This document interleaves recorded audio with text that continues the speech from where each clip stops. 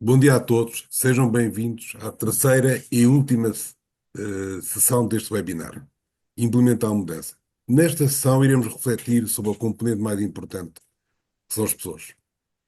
Tendo em consideração que passamos um terço da nossa vida a trabalhar, todos nós devemos incluir dentro do nosso apelido o nome da nossa organização. Caso contrário, seremos apenas assalariados e não fazemos parte do coletivo que deverá ser uma organização. Bom, iniciando a nossa sessão de hoje, quero recordar Darwin, que continua a ser sempre atual.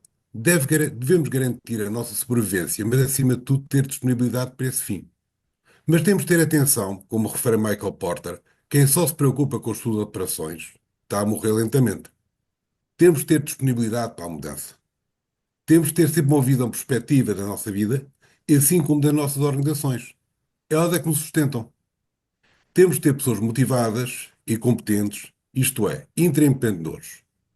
Devemos assegurar a adesão à participação, evitando a resistência à mudança, porque só se atinge a mudança com as pessoas. Lembrem-se de uma coisa: não há mudança por decreto. Há uns que acham que há, mas não há. A complexidade da mudança não é linear, mas devemos, sempre que possível, linearizá-la. Para saber se a mudança é possível ou não. Muitas vezes eu chego a conclusões que vale mais não fazer nada. Aconteceu isso comigo em 1995, 96, que vale mais não fazer nada do que tentar forçar alguma coisa que não vai lá. Porque as forças contra são superiores às forças a favor. As pessoas são todas diferentes no planeta, nas várias latitudes, longitudes, influenciadas pelas suas culturas e crenças, mas todos têm comportamentos semelhantes nas organizações, umas positivas e outras negativas.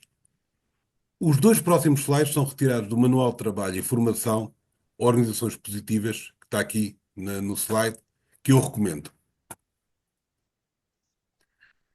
Nas organizações temos sinais negativos. Temos os alienados, são aqueles que entram às 9, saem às 5, o seu cérebro está lá fora, no curso estão a tirar, ou no mestrado estão a fazer, na relação que estão a ter, quer dizer, na horta. Pronto, o seu foco são apenas mesmo assalariados. Temos aqueles que são os do contra. São pessoas normalmente têm inteligentes, mas são assim um bocado T-Rex. Têm uma boca muito grande, mas têm umas mãozinhas curtinhas para trabalhar, que são um bocado preguiçosos. Depois temos assim uns que são sinais de negatividade, que são os resistentes. Só que eles dizem assim, Peter, é porreiro, pá, estás no bom caminho, é isto mesmo. E depois eu viro as costas e ele diz-me assim, deixa eu poisar. Depois temos o incivilizado, que é aquele que, por qualquer razão, tem problemas familiares e traz os problemas para dentro da organização e leva os problemas da organização para casa. Mas também temos sinais de positividade. As pessoas têm autoestima, têm uma noção formada sobre si mesmo. Temos a autoeficácia generalizada. São pessoas que gostam de cumprir objetivos, são eficazes, têm a crença na sua própria capacidade para organizar e executar ações. Depois temos aqueles que têm o locus de controle interno. Gostam de controlar o seu futuro através do desenvolvimento de competências e experiências, gostam de aprender. E depois temos aquelas pessoas que têm uma estabilidade emocional perante as situações adversas, autocontrolam-se. No fundo, pensam antes de agir. Bom, resumindo, eh, não podemos encaixar as pessoas nessas 8 características. Todos temos um bocado das 8 características apresentadas, mas quando detectamos alguém com uma maior incidência nas questões mais negativas, temos que ajudar porque essa pessoa não está bem. E é para isso que, numa organização, podemos entre ajudar muito uns aos outros. Bom, esperamos que este problema esteja resolvido com o organograma que nós fizemos, na última sessão, organizado por processos. Deixamos a psicossociologia, que eu gosto mesmo da psicossociologia porque é a parte mais interessante que as organizações têm. E vamos concentrar um bocado na abordar este desafio tão complexo. A relação entre o colaborador e a organização tem que ser clara e transparente. Por isso, temos de ter definido no sistema de gestão da qualidade esta componente. Temos de ter um processo que o colaborador entenda, sinta que a sua vida tem sentido, será evolutivo e que não tenha que recorrer ao sociograma para sobreviver. Sabe o que é o sociograma, não é? O sociograma é aquela, parece um órgão, é o organograma funcional, mas onde as pessoas relacionam-se, quem almoça com quem tem relação de amizade com quem tem relações familiares com quem. Um bocado muito típico em Portugal, que condiciona muitas mudanças nas organizações. Para isso, temos de definir o processo. Nós já vimos na última sessão que é fundamental nós temos os processos muito bem claros e bem definidos e temos aqui o, o nosso processo das pessoas, claro e transparente. São todos iguais, que normalmente pode ter a parte de higiene e segurança quando não temos qualidade, incorporado o subprocesso, mas pronto, isso vai depender de organização para organização, mas é só incluir ou retirar alguns subprocessos, mas estes são aqueles que são obrigatórios. É o recrutamento e seleção, contratação e integração, avaliação de desempenho, gestão da formação e a gestão de contrato. Podemos até ver, se quiserem, vou partilhar aqui convosco. Pronto, temos aqui o processo pode-se iniciar pelo candidato, por o interesse interno, tem uma fase, um subprocesso de recrutamento e seleção, contratação e integração, depois passa para a avaliação de desempenho para ele ficar com o valor à entrada e depois será a base de partida dele, a gestão da formação, a gestão de contratos e, por sua vez, para a revisão, ciclos anuais de avaliação de desempenho, e é isso que iremos ver. E se repararem, cada um deles, as instruções de trabalho têm que ser definidas, é mais instrução de trabalho, menos instrução de trabalho, mas no fundo, é a preparação do contrato e comunicação a entidades oficiais, entrega de equipamento e documentação de integração. Pronto, são as instruções de trabalho que a gente precisa, todas, para garantir que o nosso colaborador saiba exatamente que está bem enquadrado e perceba claramente eh, como é que vai evoluir na organização. Bom, então, sendo assim, temos em consideração que temos o processo transparente na relação entre o colaborador e a organização, vamos recordar as preocupações que pretendemos responder hoje. Considera que o seu colaborador apresenta competências comportamentais e específicas para assegurar a produtividade pretendida? Considera que tem um número de colaboradores adequado? A percentagem desse colaborador corresponde ao seu grau de ineficiência da organização. A nossa sessão de hoje vai se concentrar apenas naquilo que são os saberes. E vamos ver que os saberes são muito importantes separá-las. Nunca devemos tratar um colaborador apenas numa dimensão. Iremos tentar atingir o nosso objetivo hoje, não é? Que as outras foram todas atingidas nas sessões anteriores, no primeiro e na segunda sessão, espero eu, não é? Vamos tentar hoje perceber como é que vamos aumentar a competência dos nossos colaboradores e tornar o nosso modelo escalável. Para isso, temos que potenciar uma identidade à organização, garantindo que as competências transversais e genéricas sejam uniformes e transparentes no desenvolvimento da carreira do colaborador. Pronto, é o nosso desafio de hoje. E como é que nós fazemos? Para isso, temos uma oferta. E há uma oferta clara. Primeiro, temos de ver qual é o clima social da organização.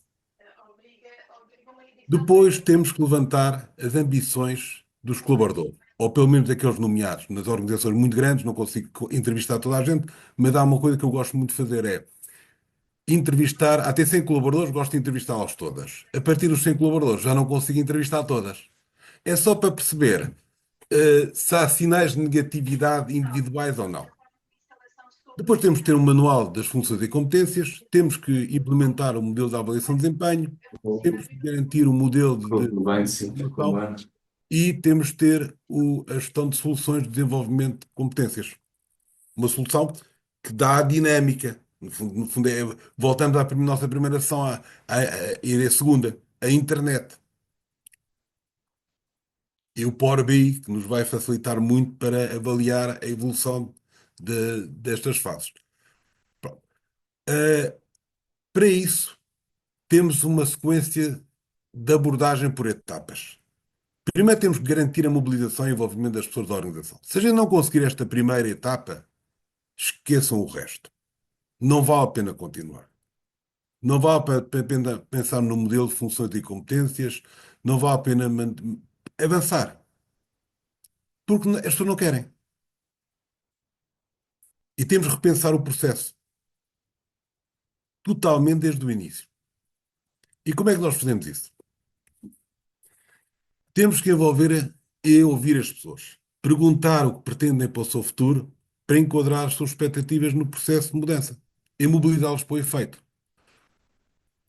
Olhem para este é um cartaz da A4, A3, desculpem, A3, que gosto de fixar, ou na Copa, ou na,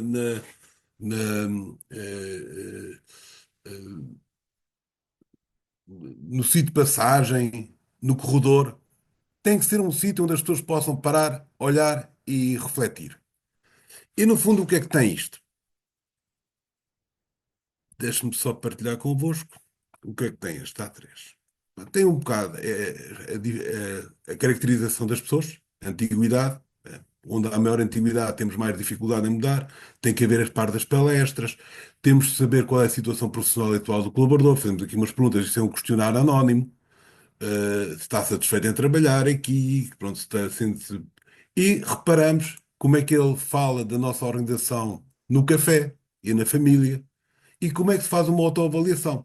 E aqui já podemos percepcionar onde é que temos que mudar. Quando o verde sobrepõe-se ao vermelho, é um processo de mudança simples. Quando o vermelho sobrepõe-se ao verde, então aí temos que pensar duas vezes e aquilo que acontece muitas vezes, temos que. Já vou falar um bocado mais sobre isso à frente. E depois temos que pedir às pessoas, enquanto este é anónimo, temos que pedir às pessoas o que é que acham que deve ser feito a curto prazo. E organizamos esses desafios para mostrar que estamos preocupados com as expectativas delas também relativamente à organização. Quando o verde é minoritário, é fundamental entrevistar os colaboradores todos para identificar os potenciais agentes da mudança. As questões colocadas aos colaboradores normalmente são as seguintes: se gosta do que faz e qual é a razão, se sente-se realizado, se sente-se útil, se domina línguas, quem é a sua chefia. Muitas vezes há uma ambiguidade das chefias que é fundamental clarificar. Que curso de formação gostaria de frequentar? Quantos filhos tem, netos? Como se vê daqui a 3 anos? Como se vê daqui a 3 anos? E se tem disponibilidade para projetos internos e atividades complementares. E o que é que faria em caso se fosse líder? Qual era a primeira iniciativa que tomava? Pronto. Com base nisto, já permitimos perceber se temos condições para a mudança ou não. Se tivermos condições para a mudança, isto é apresentado publicamente, não é? Há palestras onde são envolvidas primeiro as chefias e depois toda a organização, e temos capacidade para podermos avançar para a segunda etapa. A segunda etapa, o que é que é? É definirmos as competências e como é que nós vamos atualizar as competências. Para isso, separando as competências. As competências na descrição de função deverão estar organizadas da seguinte forma. Temos de separar as competências específicas, que é o saber fazer, são aquelas que estão referenciadas em instruções de trabalho e que devem estar habilitadas para a execução da função, que no fundo é aquelas caixinhas todas que eu mostrei na sessão anterior. E são avaliadas através das não conformidades. Quer dizer, quando houver uma não conformidade, vamos ver. Não há aquela coisa do esquecimento, não há aquela coisa de erro da pessoa, não. Ou é má formação ou a instrução de trabalho está errada. Quer dizer, pá, é tão claro como isso. Competências genéricas é o saber saber, é no fundo a gestão da formação, que aqui vai pela formação, ou seja, a parte comportamental, é a parte de línguas, higiene e segurança no trabalho, pronto, são tudo aquilo que entra dentro do plano de formação. É o saber saber. E depois as competências transversais, que é o saber ser, onde é aferida a atitude perante a organização no desempenho da sua função. As competências são idênticas em todas as funções. A avaliação de desempenho só se incide sobre esta. Esta é tratada através da gestão da formação, a anterior é tratada no sistema de gestão da qualidade e esta é tratada através da avaliação de desempenho.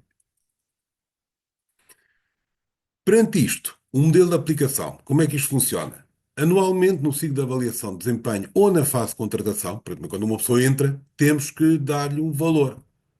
É verificado as competências transversais, comportamento, a validação das suas competências específicas, não conformidades. Imaginemos, uma pessoa que entra agora não tem nada disto, não é? Mas uma pessoa que já esteja e tenha não conformidades associadas é uma espécie de tipo carta de condução, quer dizer, que vai perdendo pontos. E se o colaborador obtém o seu valor na sua carreira? Ao longo dos anos, as competências genéricas de formação deverão ser verificadas e registadas, bem como o cumprimento das competências específicas, que é a tal questão das não conformidades. A documentação de suporte às competências específicas, que no fundo está integrado dentro do Manual da Qualidade do Sistema Integrado de Gestão, deverão ser revistas sempre que um processo de não conformidade for concluída, com a apresentação das melhorias. E assim, revemos a instrução de trabalho, damos formação sobre elas para evitar que voltasse a acontecer com outro colaborador o mesmo erro. E assim o colaborador é integrado numa função, num determinado nível, sendo-lhe atribuído um valor pelas suas competências. O valor referente às competências transversais e genéricas são verificadas no âmbito da avaliação de desempenho anual ou na fase de contratação. No caso das competências transversais, herda o valor do referencial onde ele for integrado. Já vamos ver como é que nós integramos isto dentro de vários níveis. Porquê? Porque nós não podemos, as pessoas são todos diferentes, não é? Um júnior que entra dentro de uma organização não pode exigir a mesma coisa do que exige uma pessoa sénior. Sendo assim, as competências são idênticas, portanto, quando estamos a falar da avaliação de desempenho, as competências são transversais a toda a organização, a todas as funções. As funções são todas, as competências são idênticas em todas as funções e servirão de base à avaliação da maturidade do colaborador. Cada nível de maturidade tem um valor mínimo, abaixo do qual deve repensar a continuidade do colaborador no nível em questão ou na organização, se for o caso do nível 1. Há um referencial mínimo comportamental abaixo do qual, se a pessoa não cumpre, epá, tem que sair. Caso contrário, se excede o seu referencial, imaginemos que ele ultrapassa o seu referencial, imaginemos que está aqui no 27 o júnior, está acima de 39, o referencial dele é 27, se ultrapassa o 39, é convidado a subir na carreira. São definidos referenciais para os quatro níveis de maturidade de competências transversais. Essas referências serão a base de confrontação na avaliação de desempenho dos colaboradores e tem um referencial. Este valor de 27, 39, 45, 53 é baseado em vários elementos que são contabilizados o que é que deve ter. Imaginemos, por exemplo, no caso da autonomia, um júnior não pode ter autonomia. Um júnior está dispensado de ter autonomia. Capacidade de análise de síntese, capacidade de decisão de apresentação de soluções. Por exemplo, neste caso aqui, eles podem demonstrar. Já vamos ver como é que é a classificação disto. Compromisso ético com a qualidade, comunicação e relacionamento interpessoal. Pá, entre outras, muitas, isto, no fundo, nós definimos no nosso modelo 15 elementos de avaliação, depois como a flexibilidade, disponibilidade, liderança, trabalho de equipa. Agora, portanto, trabalho de equipa é obrigatório todos cumprirem. Foram definidos quatro patamares de exigência na verificação das competências. No fundo, qual é que são? Não é obrigatório ou não demonstra, tem que demonstrar ou demonstra, tem que praticar ou pratica, tem que exceder ou excede. O somatório é o valor referente à competência transversal do colaborador. Mas para podermos distinguir os colaboradores em cada nível, será possível atribuir a classificação até uma cada decimal. Por exemplo, imaginemos 2,2 demonstra um pouco mais, 1,8 está muito perto de demonstrar, ou 2,9 quase pratica. Valores acima do 3 só deverão ser atribuídos excepcionalmente e apenas àqueles elementos de avaliação que façam sentido. O modelo de avaliação são verificado anualmente. Pronto. É o que nós estamos a falar, a avaliação de desempenho é anual. O subprocesso da avaliação tem quatro momentos. Se a gente for analisar ali o vídeo que estava anteriormente, tem o momento do momento um, que é a avaliação, que tem a avaliação esse momento de avaliação tem a autoavaliação, a avaliação da chefia ao colaborador, a avaliação entre pares, que é opcional.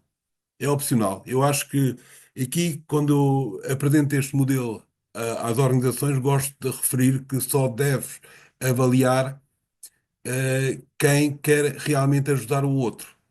Porque, como sou de matemáticas, isto tem uma distribuição normal e os grandes amores e ódios são retirados da análise, quer dizer, são considerados valores nulos. A avaliação da chefia também é opcional por parte do colaborador.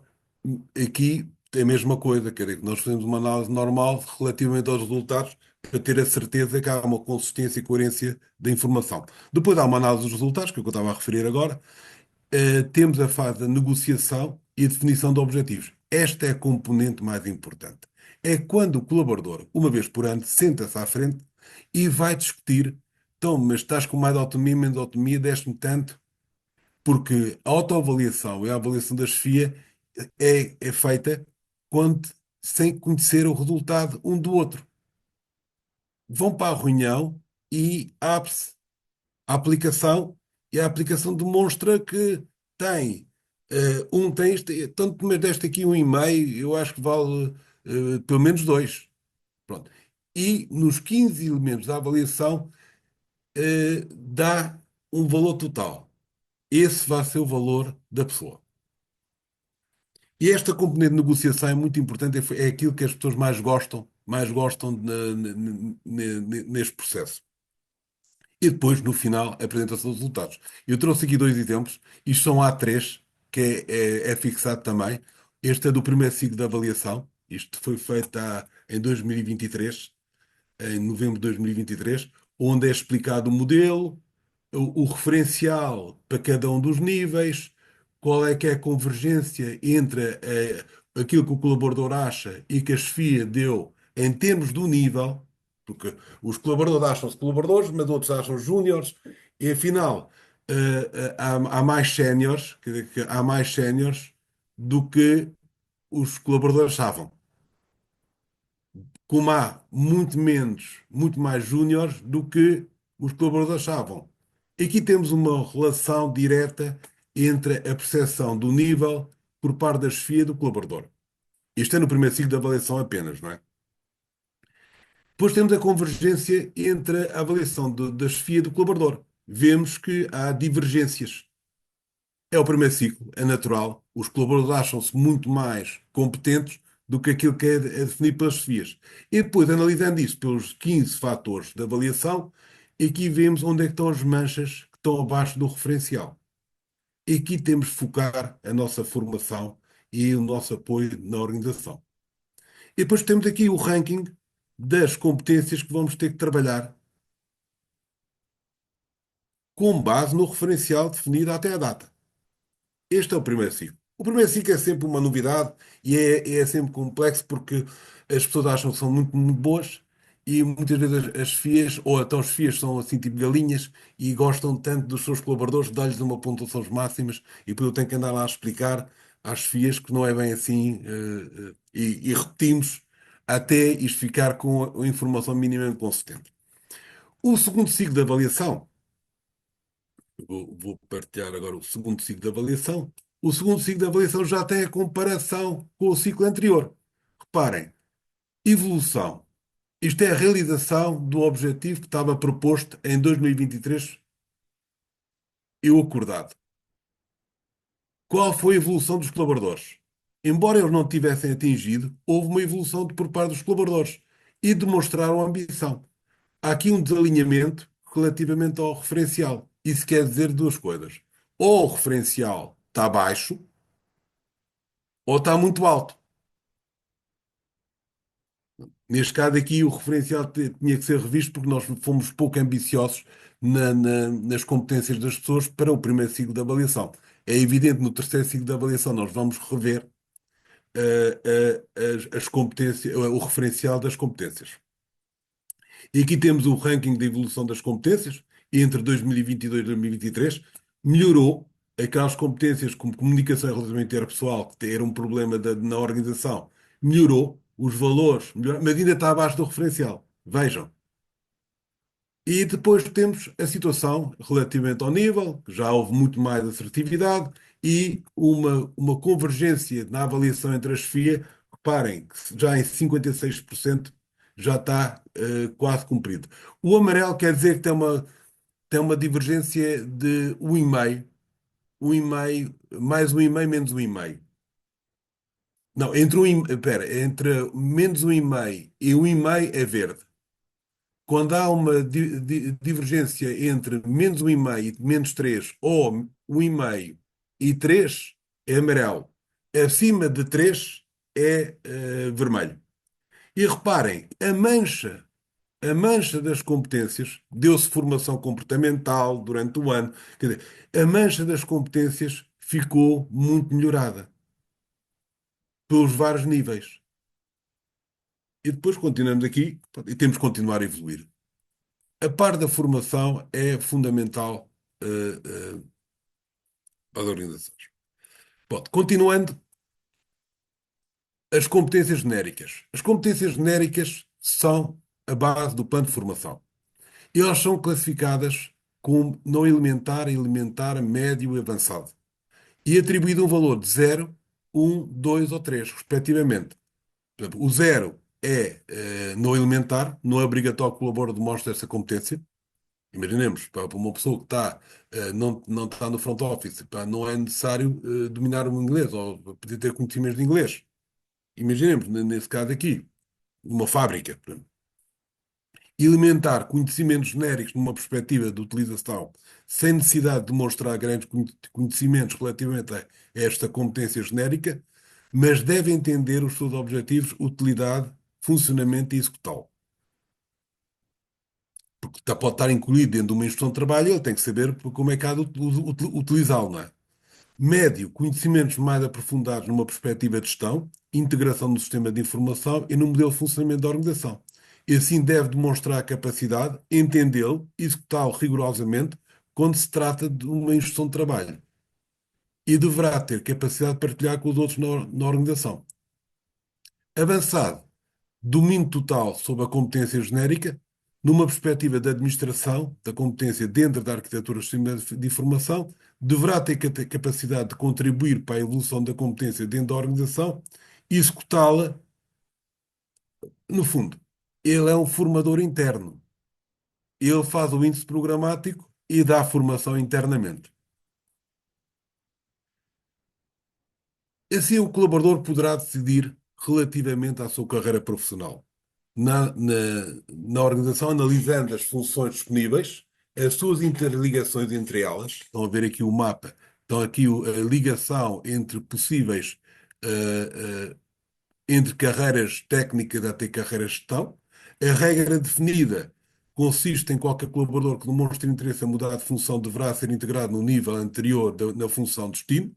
Poderá haver exceções nesse caso, resultando da avaliação de desempenho ou necessidade da organização, desde que o colaborador se comprometa a atingir as competências exigidas para a função, para aquele nível.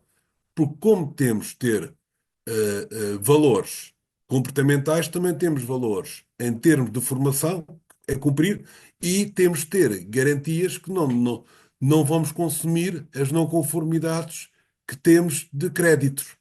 Imaginemos, um sénior tem mais crédito do que um júnior, porque executa muito mais instruções de trabalho.